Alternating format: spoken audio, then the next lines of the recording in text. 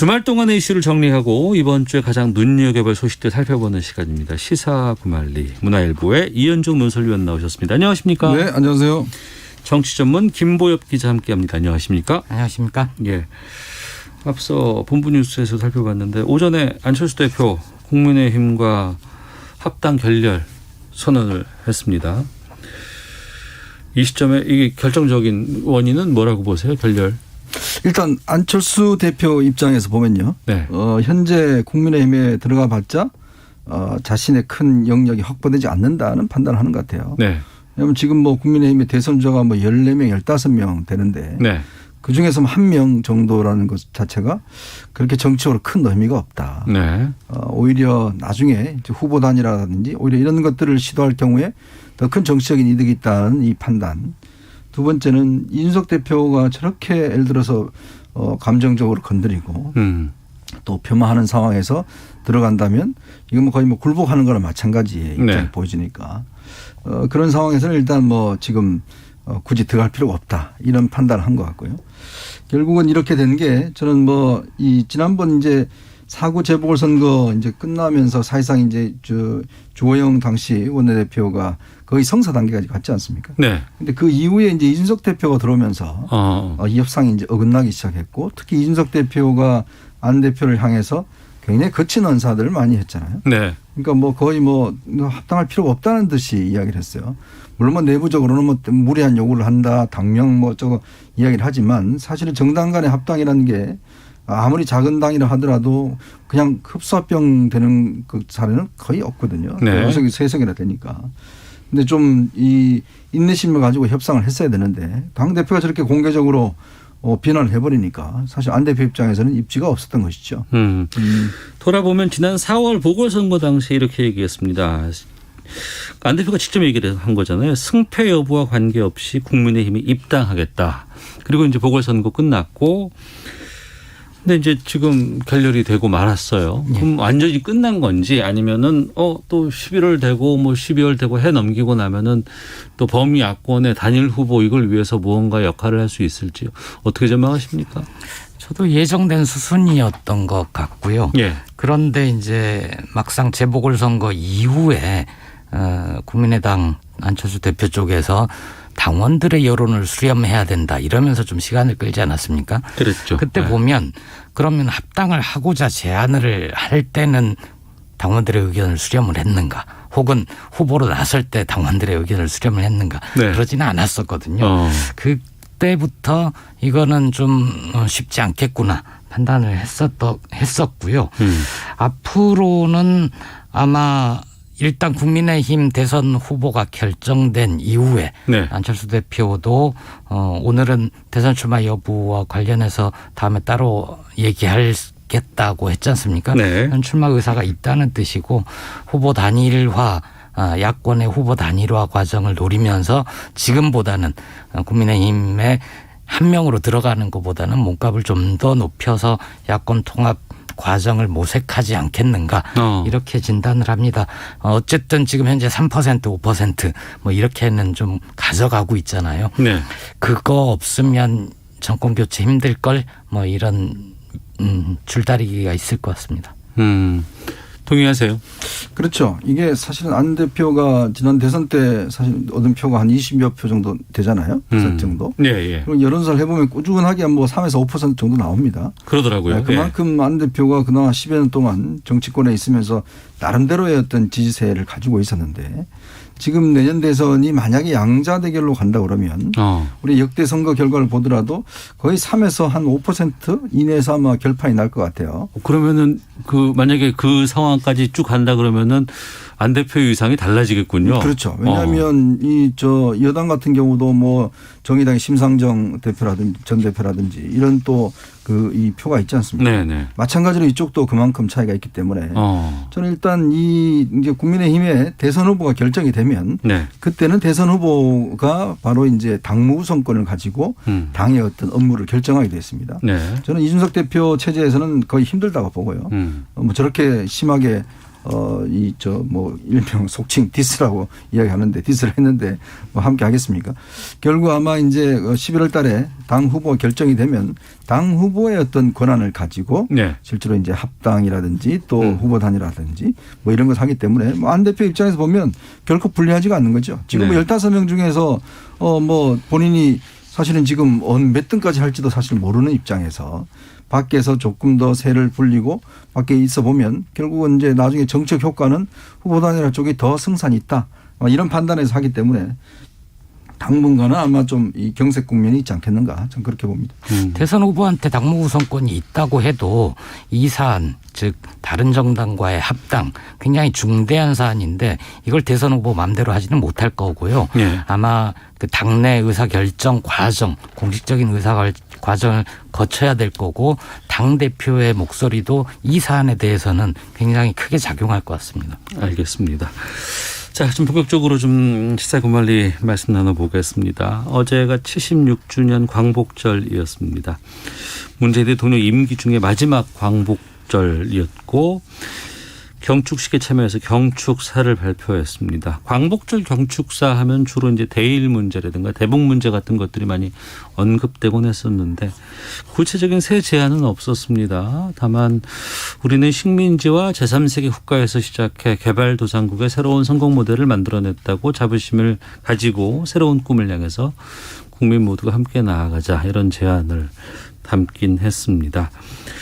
어제 경축사 어떻게 들으셨는지 김보엽 기자 먼저 말씀해 주시죠. 마지막 경축사여서 네. 이제 임기가 9개월도 남지 않았잖아요. 예. 그래서 뭔가 새로운 제안을 하는 것보다는 그동안의 성과를 바탕으로 해서 좀 마무리해야 될 시점이라고 판단을 한 것 같습니다.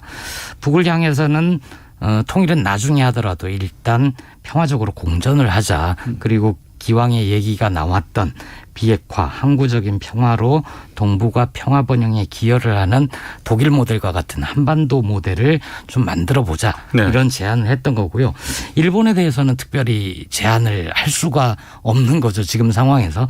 대화의 마지막 순간이라고 판단했던 도쿄올림픽 참석마저도 그걸 계기로 해서 한일 정상회담을 하면서 뭔가 좀 끈을 이어보려고 했는데 결국 물 건너가 버렸지 않습니까?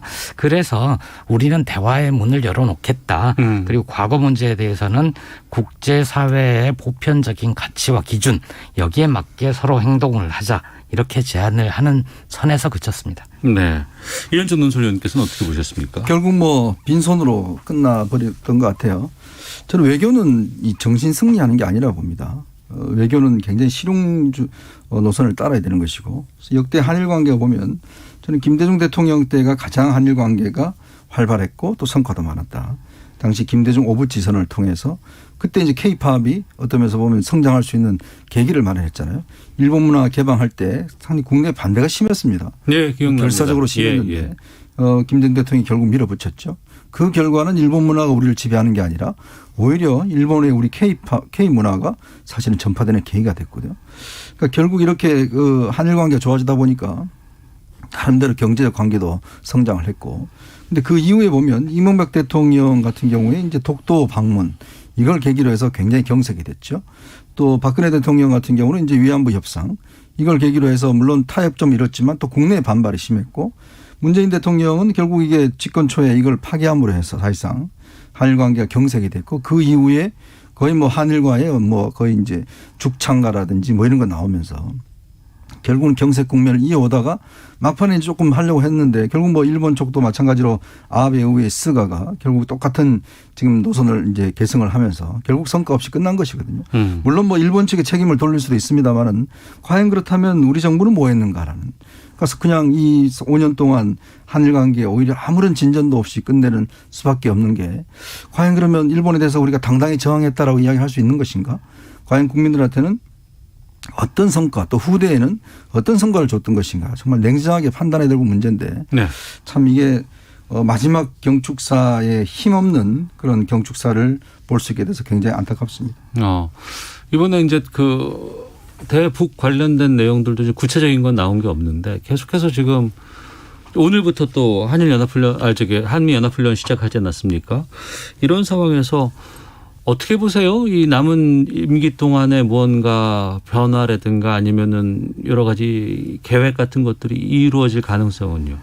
일단 정상 간 신뢰를 바탕으로 해서 대화의 끈은 다시 이어놨잖아요. 예. 그런데 이제 오늘부터 9일 동안 하죠. 한미연합 훈련 때문에 다시 냉각기를 갖게 된 건데, 근데 이제 이 훈련에 대해서 북쪽은 늘 굉장히 침략 전쟁이다라고 강도 높게 비판을 하고, 이번에도 뭐 안보를 위협하는 그런 발언들이 나오긴 하지만 이전에 비해서 그렇게 강도가 높지는 않은 것 같아요. 네. 저는 이 훈련이 끝나고 나서 뭔가 다시 대화를 모색하는 기회가 있을 것이다. 네. 이렇게 보고요.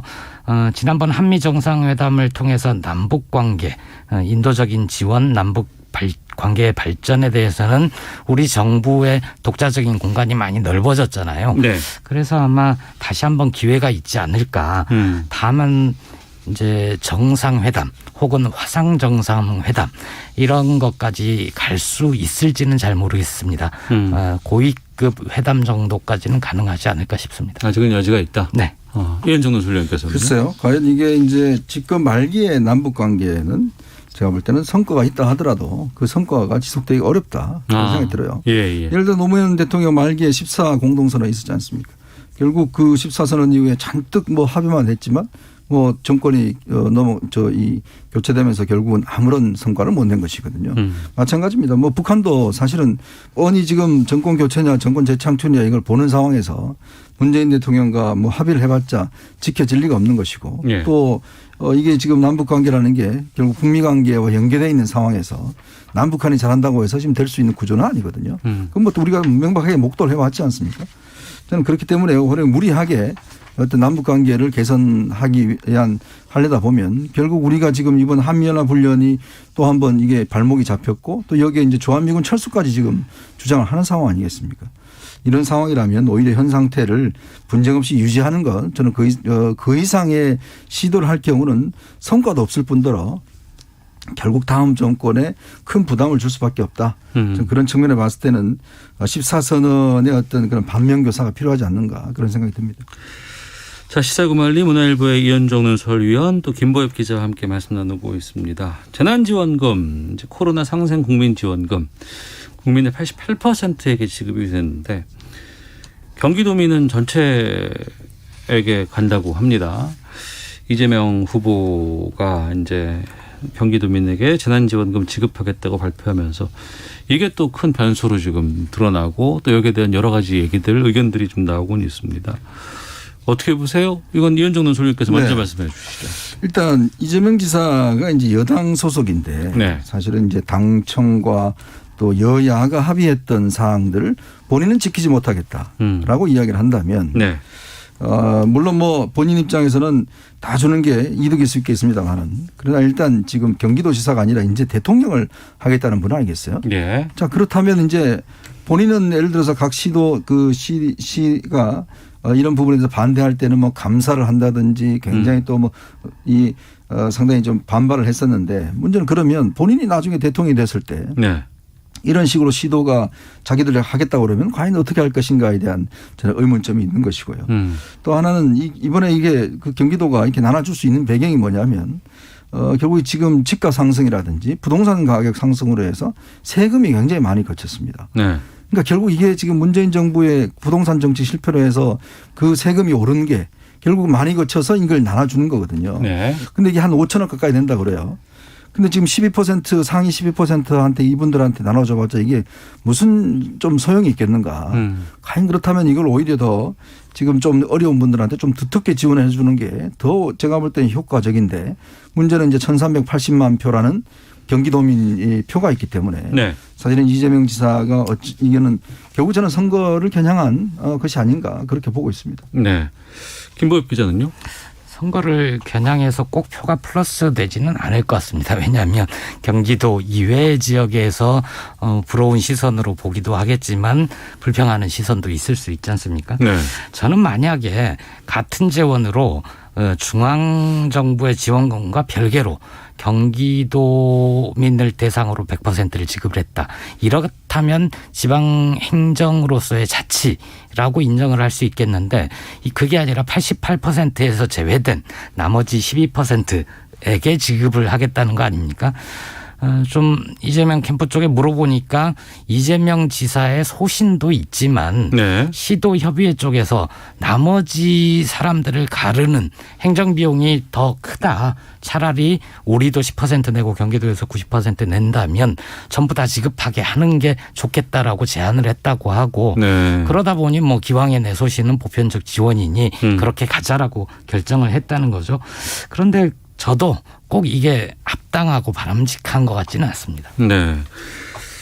알겠습니다. 그리고 이제 또 이제 불거지는 논란 가운데 이제 인사 문제가 있는데 그 경기 관광공사 사장에 음식평론가 황교익 씨가 내정이 됐다고 하는데 여기에 대해서 뉴스가 꽤 많이 쏟아지고 그렇죠. 있어요. 이건 어떻게 보고 계시는지요? 일단 이 이제 경기관광공사라는 자리가 보니까 연봉이 한 1억 4천 정도 되는 것 같아요. 네.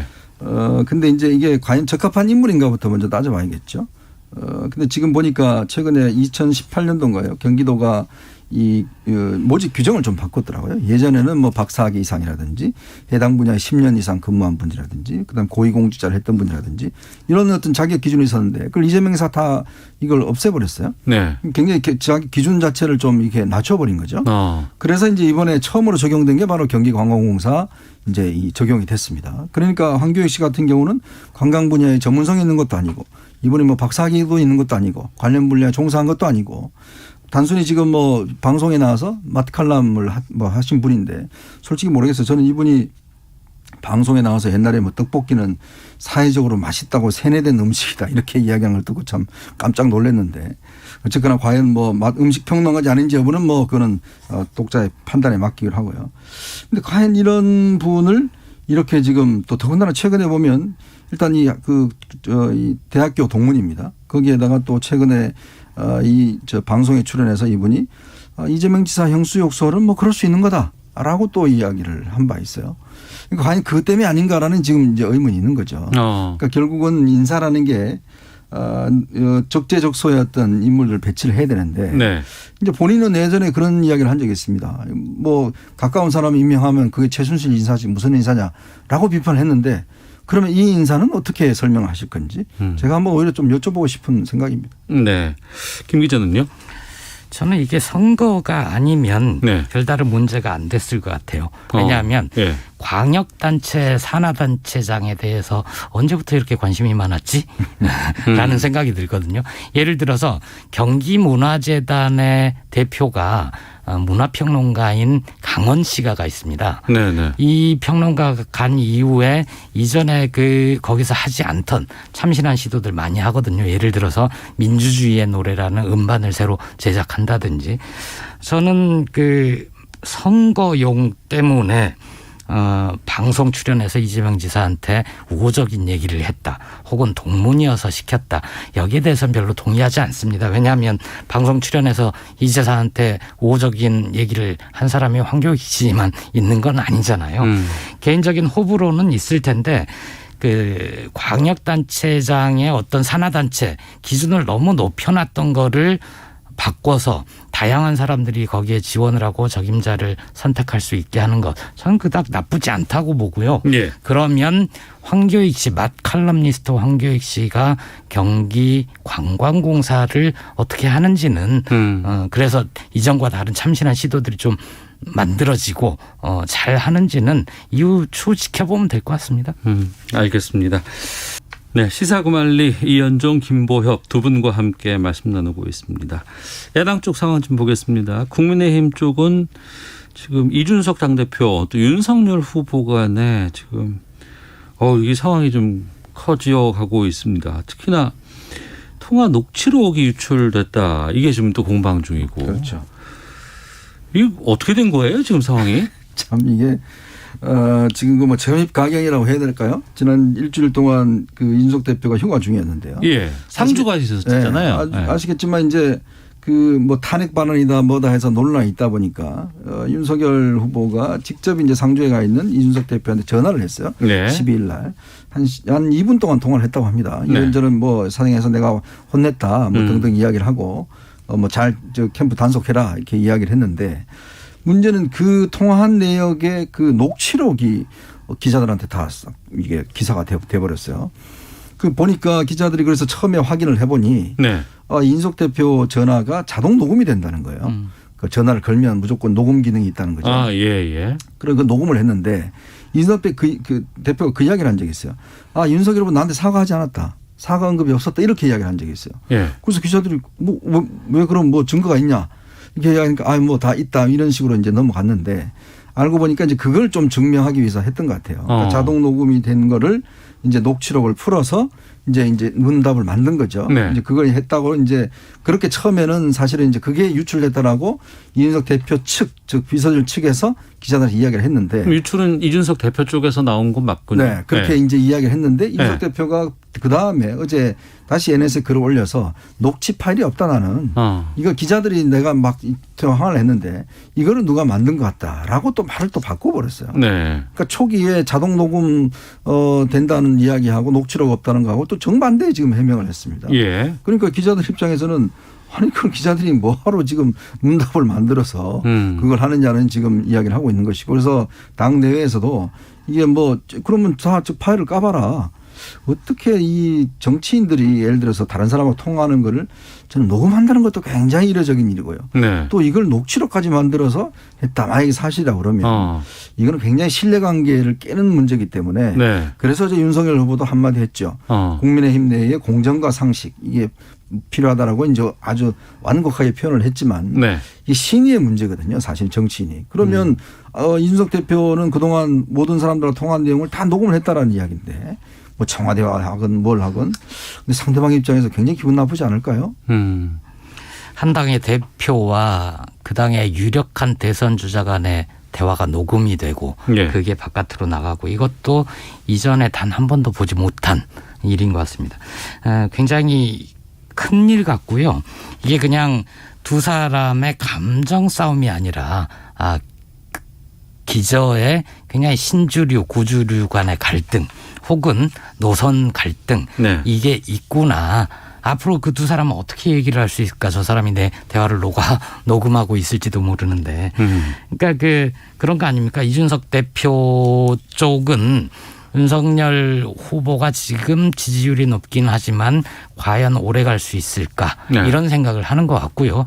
윤석열 후보 쪽은 이준석 대표가 특정 후보를 염두에 두고 내가 망가지기를 바라는 그런 대표 아닌가 이건 또 뭔가라고 오해를 서로 하고 있는 것 같습니다. 네.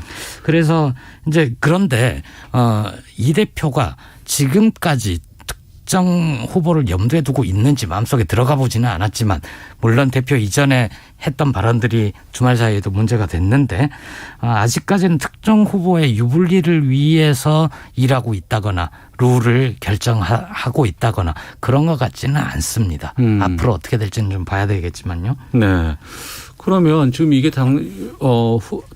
유력 후보와 당 대표 간의 그냥 갈등으로 벌어지는 일인지 네. 아니면 이게 정말 결국에는 국민의힘이라는 그 제1야당의 당권 투쟁으로까지 비춰질 확산될 수 있는 여지가 있는 것인지 어떻게 보세요? 지금 일단 이 상태를 보면 확대될 수밖에 없는 게요. 네. 일단 지금 안철수 대표와의 합당 논의가 일단 무산됐지 않습니까? 그러니까 이준석 대표 들어서 무산됐고 자, 그다음에 지금 대권 후보들과의 이제 갈등 관계 때문에 네. 지금 당 지지율이나 이런 데 영향을 많이 받고 있습니다. 네. 또 지금 이제 이 보면 최고위원들이 집단 반발하고 있어요.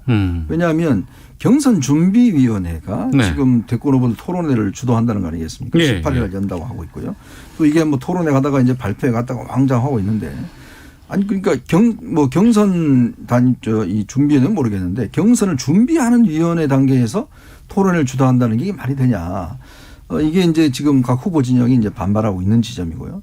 이제 그렇다 보니 아마 내일 아마쯤 최고위원회가 열어서 이 최고위원회에서 경선 준비위원회의 위임한 권한을 다시 철회하는 뭐 이런 지금 시도를 하고 있어요. 지금 조수진 최고가 하든지 지금 김재원 최고라든지 다 지금 그걸 지금 하겠다고 하고 있거든요. 네. 그러니까 아마 내일 아마 좀 갈등이 최고조로 달하지 않을까. 또 더군다나 지금 뭐 각 지금 재선 그룹들은 이미 성명을 발표를 했고 예. 각 지금 원로들 다 지금 또 윤석 대표를 향해서 지금 입장을 발표하고 있거든요. 예. 제발 좀 말 좀 줄이고 좀 잘해라 뭐 이렇게 하고 있는데 윤석 대표의 우군이 좀 없어 보여요. 이렇게 되면 지금 보니까 유일한 우군은 홍준표 전 대표밖에 없는 것 같은데 네.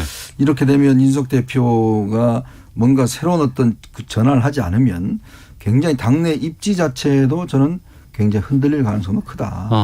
상당히 하여튼 야권에는 지금 최대 위기인 것 같습니다. 야권의 최대 위기로까지 보고 계시는데 이게 결코 쉽게 봉합이 될 수 있는 여지는 아닌 것 같네요.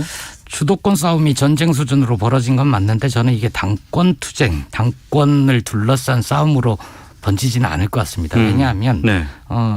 이준석 대표는 이미 당헌에 정해진 방식대로 선출된 대표지 않습니까? 그렇죠. 예전에는 최고위원들 중에 최다득표자가 대표를 하던 집단 지도체제인 적도 있는데 지금은 대표 경쟁을 따로 하고 최고위원 경쟁을 따로 해서 네. 대표의 권한이 좀 센 단일성 집단 지도체제란 말이에요. 물론 그렇다고 해서 대표 마음대로 당을 운영해도 된다. 그렇지는 않지만 지금 이렇게 정당한 권위를 가진 당대표를 물러나게 한다거나 탄핵한다거나 할 수 있는 근거 자체는 없을 겁니다. 아마 윤석열 후보 쪽에서 하고 싶다면 대선 후보가 되어 당무 우선권을 나에게 넘겨라 정도로 할 수 있겠죠. 그런데 그거는 이제 대선 후보 경쟁이 벌어져 봐야 네. 윤석열 후보가 될지 안 될지 볼 수 있겠죠. 지금의 지지율이 뭐 계속 일관되게 갈지 아니면 큰 뭐 등락의 폭이 있을지 새로운 다크호스가 나올지는 모르겠습니다만 지금 어찌되건 간에 경선 준비에 앞서 말씀하셨던 무슨 뭐 토론회 뭐 이런 부분들도 있고 근데 윤석열 후보 쪽에서는 계속 이렇게 토론회에 대해서 좀 주저하는 듯한 뉘앙스를 계속 좀 풍기고 있고 이런 것들이 좀 문제가 된다고 좀 보고는 있는데 어떻게 돌파해야 된다고 보시는지 아니면 왜 그렇다고 보세요? 그러니까 아무래도 이제 토론회라는 게 이제 앞으로 2달여 넘게 남았잖아요. 네. 그러니까 아마 지겹도록 할 겁니다. 네. 근데 이게 지금 먼저 경선 준비 단계에서 한 14명, 15명을 상대로 해서 토론회를 벌어버리면 완전 일방적으로 1대 13의 싸움 정도가 돼버리거든요. 네. 그러니까 그렇게 하면 이게 본격적인 토론에 들어가기 전에 굉장히 이제 상처가 날 가능성이 높다는 거거든요. 예. 그러니까 이제 윤석열 후보 측 주장은 일단 등록하면 당 네. 예비 후보로 등록하면 그때부터 하면 되는 거다. 경선위원회에서 하면 되는 건데 굳이 경선 준비위원회에서 이렇게 토론을 2번씩이나 하고 무슨 뭐 택시 면접이라든지 무슨 뭐 압박 면접 이런 거 할 필요가 뭐 있냐. 네. 이런 주장을 하고 있는 거거든요. 사실 앞으로 제가 봐도 민주당도 마찬가지지만 토론회는 꽤 많이 할 겁니다. 네. 그걸 뭐 윤석열 후보도 피할 수는 없을 것이고 이제 그렇다면 조금의 좀 정제된 상황에서 이제 토론회를 하는 지금 후보가 너무 많기 때문에 네. 그러니까 뭐 한 8명 정도 된다라면 모르겠지만 저 15명 가지고요. 토론 10분만 하면 몇 분입니까? 140분이에요. 그거 어디서 중계하겠습니까? 그거. 그러겠네요. 그 사이에 또 한 명 늘었나요? 15명. 또 저 몇 명 늘었어요. 지금 저 누구죠? 누가 있어요? 저 몇 분들 저 새로 출마 선언한 분들이 꽤 있습니다. 아 그래요? 네. 그럼 진짜 이제 메이저리그 마이너리그 갈라야 될 것 그러니까 같은데. 아 이번에 입당한 장성민 장성민도 있고 네. 박찬주 전 대장도 있고 네. 그분도 출마 선언했고 또 뭐 전직 의원 또 한 분도 출마 선언했고. 아이고. 하여튼 뭐 저도 잘 기억 못할 정도로 어떻게 보세요? 중앙선관위에서도 토론, TV 토론을 할 때 다 부르지는 않잖아요. 저는 어떤 식으로든 좀 기회는 공정하게 주되 뭔가 지지율이나 이런 거에 따라서 차등은 좀 줄 수 뭐 있다고. 1, 2부로 나눈다거나 예, 뭐 이렇게. 그렇게 할 수 있다고 보고요. 네. 윤석열 후보는 군계 일학이고 싶은 거죠. 지금 14, 15명 중에 한 명이 아니라 나는 돋보여야 되는데 지금 이 상태로 토론에 붙으면 그냥 어버버 하다가 다 공격하는데 방어하는 거 막다가 시간이 다 보낼 수도 있고 상처 입을 수도 있죠. 근데 만약 토론회든 아니면 정책 발표회든 뭐가 열리기로 결정이 되면 그거에 나오지 않고서는 또 다른 공격에 시달리실 겁니다. 알겠습니다. 자, 시사구말리 이현종, 김보혁 두 분과 함께 말씀 나눴습니다. 여기까지 하겠습니다. 말씀 고맙습니다. 네, 고맙습니다.